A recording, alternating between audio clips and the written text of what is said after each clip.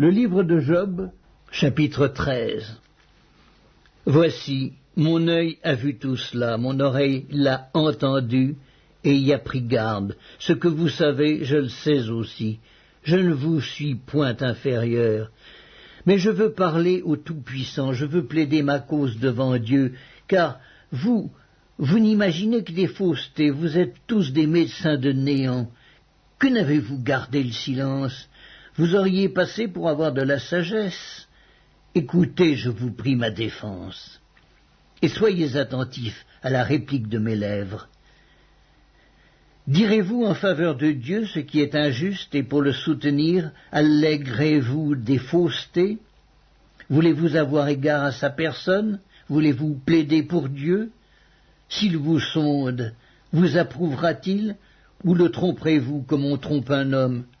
Certainement, il vous condamnera si vous n'agissez en secret que par égard pour sa personne. Sa majesté ne vous épouvantera-t-elle pas? Sa terreur ne tombera-t-elle pas sur vous? Vos sentences sont des sentences de cendre, vos retranchements sont des retranchements de boue. Taisez-vous, laissez-moi, je veux parler, il m'en arrivera ce qu'il pourra. Pourquoi saisirai-je ma chair entre les dents? J'exposerai plutôt ma vie. Voici, il me tuera, je n'ai rien à espérer, mais devant lui je défendrai ma conduite. Cela même peut servir à mon salut, car un impie n'ose paraître en sa présence. Écoutez, écoutez mes paroles, prêtez l'oreille à ce que je vais dire. Me voici prêt à plaider ma cause. Je sais que j'ai raison. Quelqu'un disputera-t-il contre moi? Alors je me tais et je veux mourir. Seulement, accorde-moi deux choses, et je ne me cacherai pas loin de ta face. Retire ta main de dessus moi, et que tes terreurs ne me troublent plus. Puis appelle, et je répondrai, ou si je parle, réponds-moi. Quel est le nombre de mes iniquités et de mes péchés? Fais-moi connaître mes transgressions et mes péchés. Pourquoi caches-tu ton visage et me prends-tu pour ton ennemi? Veux-tu frapper une feuille agitée? Veux-tu poursuivre une paille desséchée? Pourquoi m'infliger d'amères souffrances, me punir pour des fautes de jeunesse? Pourquoi mettre mes pieds dans les ceps, surveiller tous mes mouvements, tracer une limite à mes pas, quand mon corps tombe en pourriture comme un vêtement que dévore la teigne? Le livre de Job, chapitre 14. L'homme né de la femme, sa vie est courte, sans cesse agitée. Il naît, il est coupé comme une fleur, il fuit et disparaît comme une ombre, et c'est sur lui que tu as l'œil ouvert, et tu me fais aller en justice avec toi? Comment d'un être souillé sortira-t-il un homme pur? Il n'en peut sortir aucun.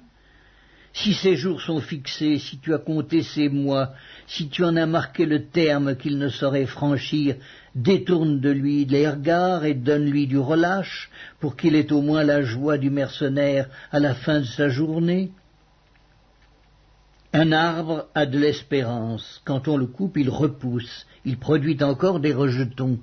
Quand sa racine a vieilli dans la terre, quand son tronc meurt dans la poussière, il reverdit à l'approche de l'eau, il pousse des branches comme une jeune plante. Mais l'homme meurt et il perd sa force. L'homme expire et où est-il? Les eaux des lacs s'évanouissent, les fleuves tarissent et se dessèchent.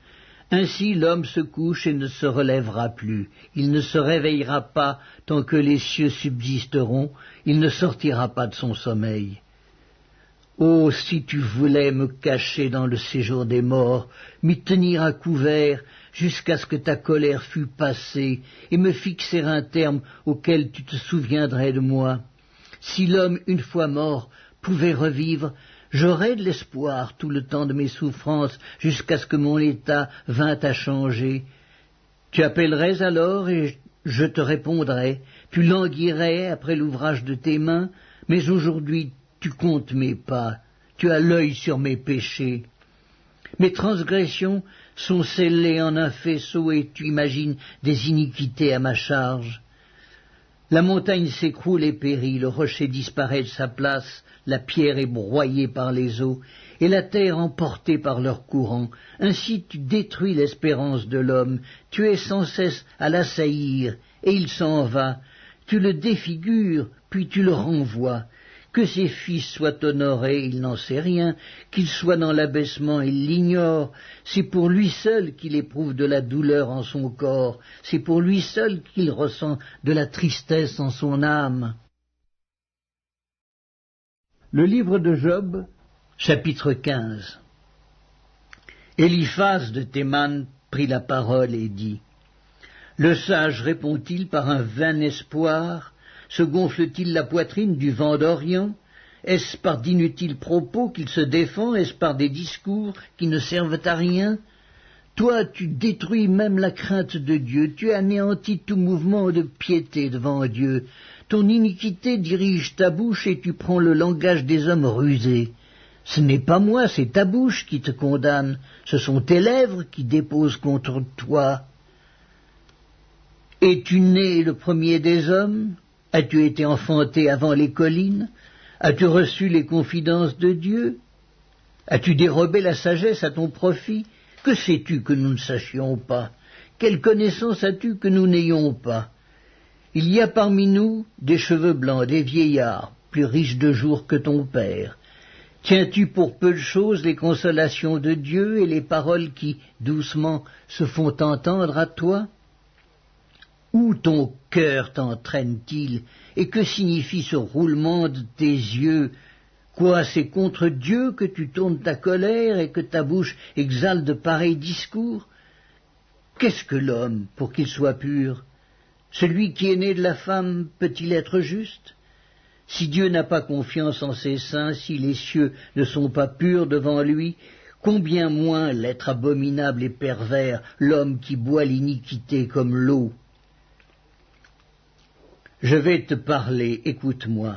Je raconterai ce que j'ai vu, ce que les sages ont fait connaître, ce qu'ils ont révélé, l'ayant appris de leur père. À eux seuls appartenait le pays, et parmi eux, nul étranger n'était encore venu. Le méchant passe dans l'angoisse tous les jours de sa vie, toutes les années qui sont le partage de l'impie. La voix de la terreur retentit à ses oreilles. Au sein de la paix, le dévastateur va fondre sur lui. Il n'espère pas échapper aux ténèbres. Il voit l'épée qui le menace. Il court çà et là pour chercher du pain. Il sait que le jour des ténèbres l'attend. La détresse et l'angoisse l'épouvantent. Elle l'assaille comme un roi prêt à combattre. Car il a levé la main contre Dieu, il a bravé le Tout-Puissant. Il a eu l'audace de courir à lui sous le dos épais de ses boucliers. Il avait le visage couvert de graisse, les flancs chargés d'embonpoint, et il habite des villes détruites, des maisons abandonnées, sur le point de tomber en ruine. Il ne s'enrichira plus, sa fortune ne se relèvera pas, sa prospérité ne s'étendra plus sur la terre. Il ne pourra se dérober aux ténèbres, la flamme consumera ses rejetons, et Dieu le fera périr par le souffle de sa bouche. S'il a confiance dans le mal, il se trompe, car le mal sera sa récompense. Elle arrivera avant le terme de ses jours, et son rameau ne verdira plus. Il sera comme une vigne dépouillée de ses fruits encore verts, comme un olivier dont on a fait tomber les fleurs. La maison de l'impie deviendra stérile, et le feu dévorera la tente de l'homme corrompu. Il conçoit le mal, et il enfante le mal. Il mûrit dans son sein des fruits qui le trompent.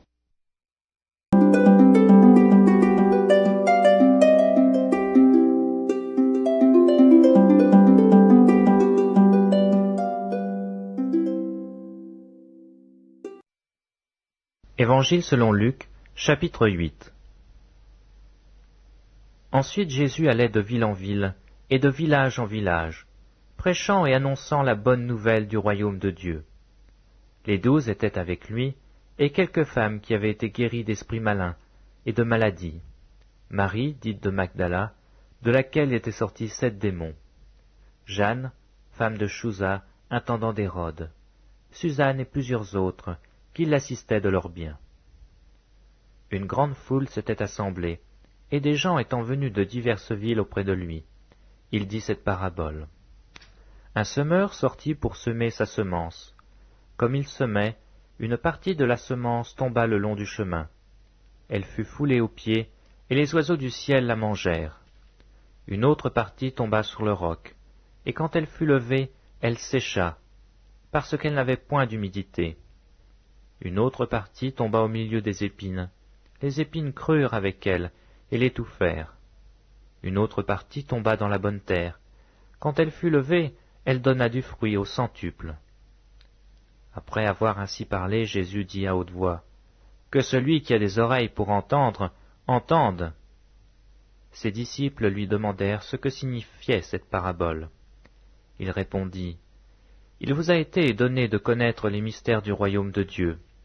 Mais pour les autres, cela leur est dit en parabole, afin qu'en voyant, ils ne voient point, et qu'en entendant, ils ne comprennent point. Voici ce que signifie cette parabole. La semence, c'est la parole de Dieu. Ceux qui sont le long du chemin, ce sont ceux qui entendent. Puis le diable vient et enlève de leur cœur la parole, de peur qu'ils ne croient et soient sauvés. Ceux qui sont sur le roc, ce sont ceux qui, lorsqu'ils entendent la parole, la reçoivent avec joie. Mais ils n'ont point de racines, ils croient pour un temps, et ils succombent au moment de la tentation. Ce qui est tombé parmi les épines, ce sont ceux qui, ayant entendu la parole, s'en vont, et la laissent étouffer par les soucis, les richesses et les plaisirs de la vie. Et ils ne portent point de fruits qui viennent à la maturité. Ce qui est tombé dans la bonne terre, ce sont ceux qui, ayant entendu la parole, avec un cœur honnête et bon, la retiennent et portent du fruit avec persévérance. Personne, après avoir allumé une lampe, ne la couvre d'un vase ou ne la met sous un lit, mais il la met sur un chandelier, afin que ceux qui entrent voient la lumière. Car il n'est rien de caché qui ne doive être découvert, rien de secret qui ne doive être connu et mis au jour. Prenez donc garde à la manière dont vous écoutez, car on donnera à celui qui a, mais à celui qui n'a pas, on ôtera même ce qu'il croit avoir. La mère et les frères de Jésus vinrent le trouver, mais ils ne purent l'aborder à cause de la foule. On lui dit, « Ta mère et tes frères sont dehors, et ils désirent te voir. » Mais il répondit, « Ma mère et mes frères, ce sont ceux qui écoutent la parole de Dieu et qui la mettent en pratique. » Un jour Jésus monta dans une barque avec ses disciples. Il leur dit, « Passons de l'autre côté du lac. » Et ils partirent. Pendant qu'ils naviguaient, Jésus s'endormit. Un tourbillon fondit sur le lac, la barque se remplissait d'eau, et ils étaient en péril. Ils s'approchèrent et le réveillèrent, en disant, « Maître, maître, nous périssons. » S'étant réveillé, il menaça le vent et les flots, qui s'apaisèrent, et le calme revint. Puis il leur dit, « Où est votre foi ?» Saisis de frayeur et d'étonnement, ils se dirent les uns aux autres, « Quel est donc celui-ci qui commande même au vent et à l'eau, et à qui ils obéissent ?» Ils abordèrent dans le pays des Gésaréniens, qui est vis-à-vis de la Galilée. Lorsque Jésus fut descendu à terre, il vint au-devant de lui un homme de la ville qui était possédé de plusieurs démons. Depuis longtemps, il ne portait point de vêtements, et avait sa demeure non dans une maison, mais dans les sépulcres. Ayant vu Jésus, il poussa un cri, se jeta à ses pieds, et dit d'une voix forte, « Qu'y a-t-il entre moi et toi, Jésus, Fils de Dieu très haut ? Je t'en supplie, ne me tourmente pas. » Car Jésus commandait à l'esprit impur de sortir de cet homme, dont il s'était emparé depuis longtemps. On le gardait lié de chaînes et les fers aux pieds, mais il rompait les liens, et il était entraîné par le démon dans les déserts. Jésus lui demanda, « Quel est ton nom ?» « Légion, répondit-il, car plusieurs démons étaient entrés en lui. Et il pria instamment Jésus de ne pas leur ordonner d'aller dans l'abîme. Il y avait là dans la montagne un grand troupeau de pourceaux qui paissaient, et les démons supplièrent Jésus de leur permettre d'entrer dans ces pourceaux. Il le leur permit. Les démons sortirent de cet homme, entrèrent dans les pourceaux, et le troupeau se précipita des pentes escarpées dans le lac, et se noya. Ceux qui les faisaient paître, voyant ce qui était arrivé, s'enfuirent et répandirent la nouvelle dans la ville et dans les campagnes. Les gens allèrent voir ce qui était arrivé. Ils vinrent auprès de Jésus, et ils trouvèrent l'homme de qui étaient sortis les démons, assis à ses pieds, vêtu et dans son bon sens. Ils furent saisis de frayeur. Ceux qui avaient vu ce qui s'était passé leur racontèrent comment le démoniaque avait été guéri. Tous les habitants du pays des Gésaréniens prièrent Jésus de s'éloigner d'eux, car ils étaient saisis d'une grande crainte. Jésus monta dans la barque et s'en retourna. L'homme de qui étaient sortis les démons lui demandait la permission de rester avec lui. Mais Jésus le renvoya en disant « Retourne dans ta maison et raconte tout ce que Dieu t'a fait. » Il s'en alla et publia par toute la ville tout ce que Jésus avait fait pour lui. À son retour, Jésus fut reçu par la foule, car tous l'attendaient. Et voici, il vint un homme nommé Jaïrus, qui était chef de la synagogue. Il se jeta à ses pieds et le supplia d'entrer dans sa maison, parce qu'il avait une fille unique d'environ 12 ans qui se mourait. Pendant que Jésus y allait, il était pressé par la foule. Or il y avait une femme atteinte d'une perte de sang depuis 12 ans, et qui avait dépensé tout son bien pour les médecins, sans qu'aucun eût pu la guérir. Elle s'approcha par derrière et toucha le bord du vêtement de Jésus. Au même instant, la perte de sang s'arrêta. Et Jésus dit, « Qui m'a touché ?» Comme tous s'en défendaient, Pierre et ceux qui étaient avec lui dirent, « Maître, la foule t'entoure et te presse, et tu dis, qui m'a touché ?» Mais Jésus répondit, « Quelqu'un m'a touché, car j'ai connu qu'une force était sortie de moi. » La femme, se voyant découverte, vint toute tremblante se jeter à ses pieds, et déclara devant tout le peuple pourquoi elle l'avait touché, et comment elle avait été guérie à l'instant. Jésus lui dit, « Ma fille, ta foi t'a sauvée, va en paix. » Comme il parlait encore, survint de chez le chef de la synagogue quelqu'un disant, « Ta fille est morte, n'importune pas le maître. » Mais Jésus, ayant entendu cela, dit au chef de la synagogue, « Ne crains pas, crois seulement, et elle sera sauvée. » Lorsqu'il fut arrivé à la maison, il ne permit à personne d'entrer avec lui, si ce n'est à Pierre, à Jean et à Jacques, et au père et à la mère de l'enfant. Tous pleuraient et se lamentaient sur elle.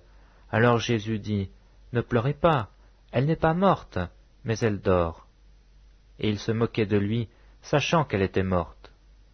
Mais il la saisit par la main et dit d'une voix forte, « Enfant, lève-toi !»